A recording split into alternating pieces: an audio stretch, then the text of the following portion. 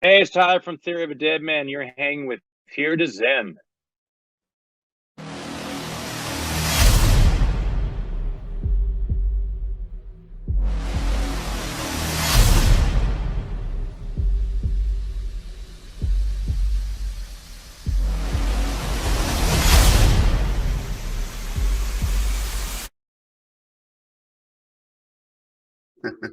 Awesome, man. How are you? I'm pretty good. Yeah. Everything's great, man. How are things down there? Amazing, amazing. We've just hit spring, so That's right. it's going to start getting ridiculously hot soon, which I'll love. And whereabouts are you? I'm in Brisbane. Brisbane. So where in Australia is that? So it's the northern state. So, above the state above Sydney. Okay. So that's east, I guess, East Coast, yeah. East Coast above the Gold Coast. Yeah, so Gold Coast is about an hour from me, an hour south. Cool. Yeah, Yeah, I so think we've played there. I think we've been there. you did that last tour, I think, when you were out with Yeah. Silverback. Yeah. Yep. So, and Yeah. you're back in January with Hailstorm. Yeah, that's gonna be cool. That kind of came out of nowhere. We just got an email saying, "Hey, you guys want to go and play some shows with Hailstorm in Australia?" We're like, "Yes, It's let's go." It's like a week. Yeah, it's Yeah. really bizarre because a lot of times when you see like a double package, you'll see a headline and the opener makes absolutely no sense. Yep. Um, this just fits. It's a perfect fit for a double bill. So I know that when the tour got announced and then you guys got added on, it just added that extra spice, which will be really good. Yeah, Um, I think that's going to be a show not to be missed kind of thing. yeah, and unfortunately, it's a pretty quick time frame, so I don't see you getting much golf in. No, I think we're there for it's like a week. I think Yeah. it's 5 shows in and out. So yeah, you know what? I probably won't. I golfed last time I was there. It was some crappy course, but I just was cool that I was able to say I golfed in Australia. There you go. So yeah, I could stay though, but unfortunately, we have to get back to do an American tour. So Yep. And you've wrapped up recording record 8, all yeah, it's done. done. Yeah, What's the it's all time done, frame? man. So single comes out October 20th, and then the album comes out in February. I'm not sure of the actual date, but yeah, February. So, and we don't have actually any touring until January. So now it's kind of like weird for us to sit at home Yeah. while single comes out, but we couldn't be happier. We aren't going to complain. Have you decided on a title and anything like that for the album yet? I think we're naming a dinosaur. Nice. I don't know if that's even official. So you may be the first person to hear that. Well, it kind of makes sense because I went to go and pre-save new music and a little dinosaur logo appeared on a screen, so Boom, there you go. makes Yeah, perfect sense now. And there's some you, weird stuff going on too. Like I just see dinosaurs everywhere. yep. It's weird. It's meant to be. Something's happening. There's some weird karma stuff going on. So I like dinosaur. And the new single, of course, that you premiered Aftershock. How was the reaction? It was good. I was definitely nervous because it was we hadn't released a song in like over 3 years, and that was the first time we'd performed it. So, they filmed it and recorded it so we can release it later. So we promised them that we wouldn't have performed it anywhere else. So there were 60,000 people. I found out earlier today that we played in front of. So I was a little nervous playing a brand new song. I think I mumbled a couple of words, but it was pretty good. That's all right. I always say to my wife that we need to get over for the US festivals because they just seem like they're next level. Yeah, dude, especially like the aftershock, the one we did, that would probably be the one you would go. I mean, from Australia, you could do that. There are some ones over like in Florida and stuff, but it's gonna be quite a flight. Yeah. Yeah. Well, what's the vibe at something like that as far as the band? Is it like a high school reunion with a bunch of old buddies backstage? Is there a competitive vibe? Like, what's that like? No, so the festivals have like zero competitive vibe at all. It's interesting because, there's so many bands that you played with or want to watch. Like we didn't get to see, we played on a day, the aftershock was with there was a bunch of great bands, but My Chemical Romance headlined. We never played with them before, but we actually had to unfortunately leave. We had to get to the airport, so I didn't get to see them. But that's the kind of the cool part of doing festivals is that like you always want to see who's on it, because if your friends like Hailstorm was on it, so we saw a bunch of bands that we played with before, but and Airborne I think was on it. You guys, of course, repping down there. But for me, it's trying to watch bands that we haven't played with before. So that's the funnest part for sure. Sure. Well, hopefully our festival scene picks up again because we haven't really had a solid festival since Soundwave. Yeah. So hopefully we start to get that now. We would love to come down there. What was Big Day Out? Was that down there too? Yeah, Big Day Out is gone as well. That's too bad. Yeah. Someone's got to go down there and get that thing going again, because we would love to be a part of that. That was such a good reason to come down. Download tried to come down twice. It just didn't have the viability. One of the guys that was part of Soundwave has just started a new festival that hits off every summer called Good Things. Cool. So that's a really good one. So like Stone Sour have headlined. So it's a bit of everything. So that'd probably be Theory's pocket there. You'd do really well at it. And it's right at the start of December, so it's stupidly hot. Oh, I love it. I live in LA, so it was 95 on stage at the last when we did Dinosaur. So it's going to be gross, but I love it. Bring it on. Perfect. Now, I also heard that you're doing some Atmos remixes of some older songs. So what's the sort of plan for releasing those? So that's the big new thing. So I don't think a lot of people are kind of hip to what Atmos is. So Atmos, I think, is short for atmosphere or atmospheric. I think Dolby created it, and it's an Apple product. So what it is that like music is remixed almost like it's in Dolby. So it's like when you watch a movie and there's stuff happening behind you. Yep. It sounds awesome. So they're creating this submersive music, and it does sound phenomenal. We went and listened to some mixes, and it does sound way better. It does sound like guitars are kind of over here, and you can move stuff too. Like you can have like all of a sudden these background vocals kind of move forward.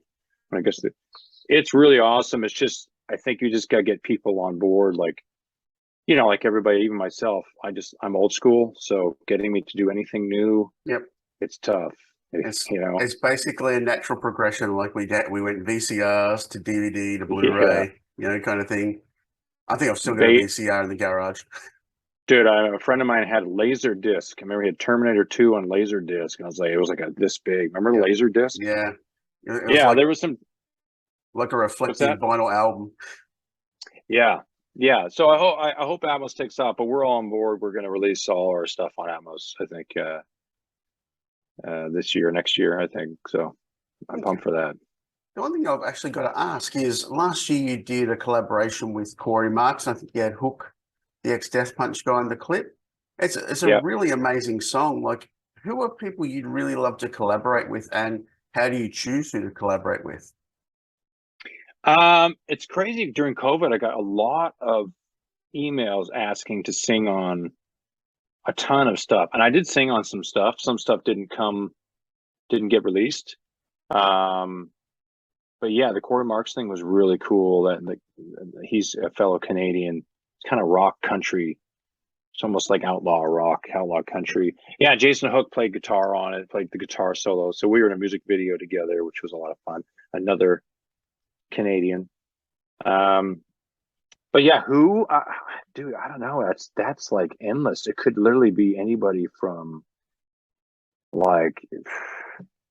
I'm a big fan of the grunge stuff. So Jerry Cantrell, of course, unfortunately, like Chris Cornell would have been great, but I knew that grunge stuff I grew up on would be amazing. Pearl Jam, but then there's some other stuff. I love Youngblood, this kid who's blowing up.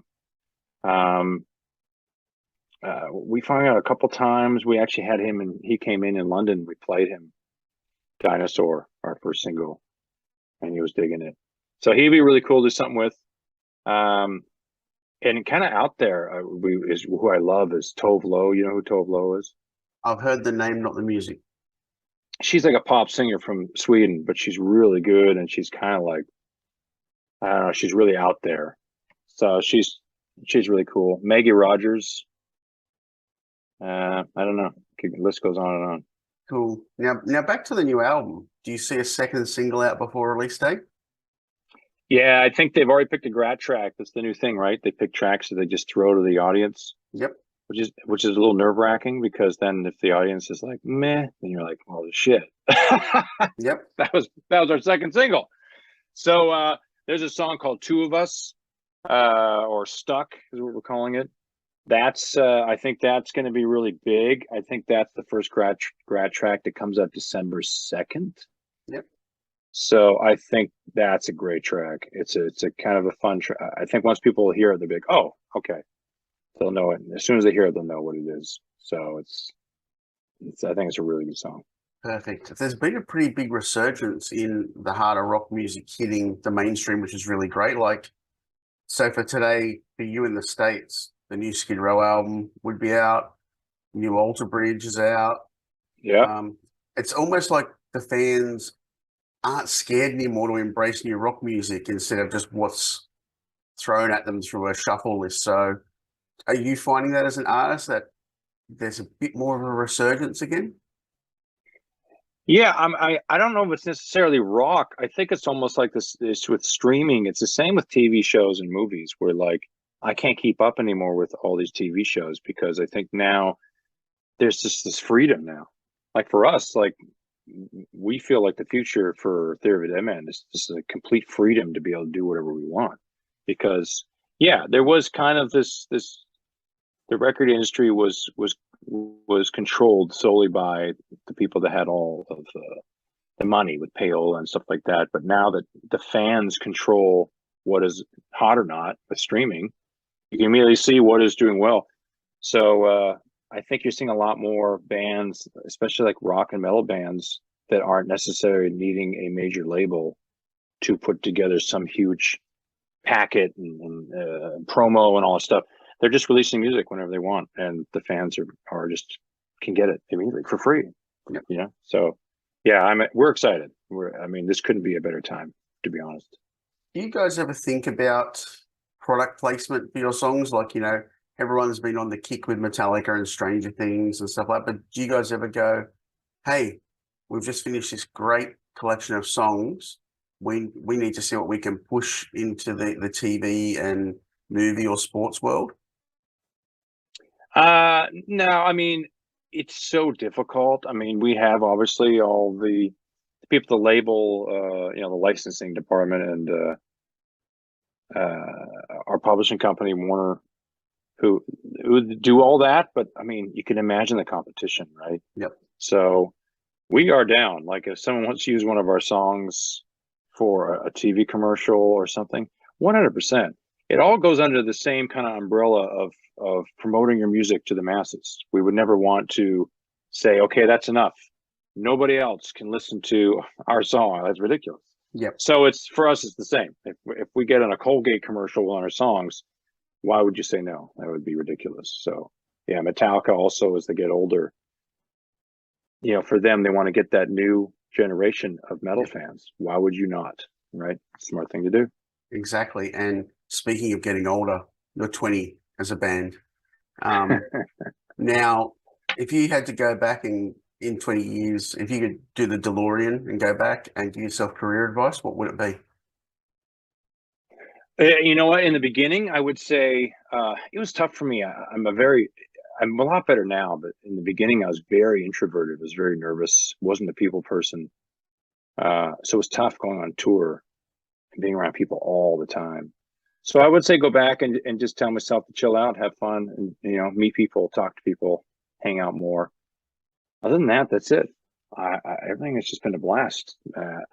I don't think I would want to change anything. Everything's been good. But has there ever been, like, say, an opportunity presented to the band that you were like, no, we won't do that, and then you kicked yourself for down the line? No. It's funny. Our band always, like, we go with our gut. We tell ourselves all the time, like, what's the gut say? Guys, what's the gut say? So we've rarely ever made bad decisions. It's actually the other way around. We usually want to do something, and then someone won't let us. And that turns out to be a great opportunity. And we're like, we told you, we knew it. So that's kind of how we roll. So no, not really. There has been some opportunities to do some stuff like, in the Middle East and stuff that we turned down. But other than that, nah, we usually say yes to everything. We're kind of yes men. We're Excellent. down. Yeah. Now, when you get here, you'll be in the opening slot. So there's always a time constraint. Do you see the 2 new songs being played?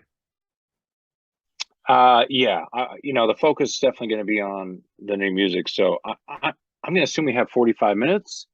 That's 9 songs. So we're definitely going to play, the new track. That'll be almost album release. So maybe a second track, but it only leaves 7 of the old stuff. So it's going to be tough. But I have actually already started trying to think of a set list for Australia. I'm going to have to figure out what are the most streamed songs down there, what the fans want to hear. Perfect. And as the band ends 2022, you've got touring next year. Beyond the touring, beyond the album cycle, what do you want to achieve in 2023? Honestly, just continue to enjoy life, man. It's been tough on everybody the last couple of years.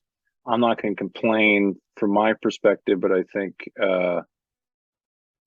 just look at things as just being lucky. Just look at things in life that, man, things could have turned out a lot different. So, yeah, just keep having that positive outlook. I think our album's going to do great. I'm not too worried about any of that stuff. I think as I get older, I start looking at things more nostalgically when you have less time ahead of you. Yeah. So it becomes more about going to places like Australia and loving it, enjoying it. So I think that's 2023 for me, is just having a great time, smile a lot, hanging out with some friends. Yeah. And what are you listening to at the moment? I'm listening to you. Excellent. The best person to listen to. Yeah. Actually, you know what I'm listening to? I just listened to Misery Business from Paramore. Yep. They just started putting it back in their set. I guess they refused to play it for a while or something, but they just put it back in their set. So I went and watched some live footage of her singing that. It's pretty cool. Awesome, Tyler. Thanks so much for your time. We will see you in January. I will have the Fitz level coffee ready for you. And I'll bring Fitz. Good luck with that. Yeah. Shit. Yeah, it's been great, man. Thank you so much. I'll see you then. See you soon. All right. Bye. Bye.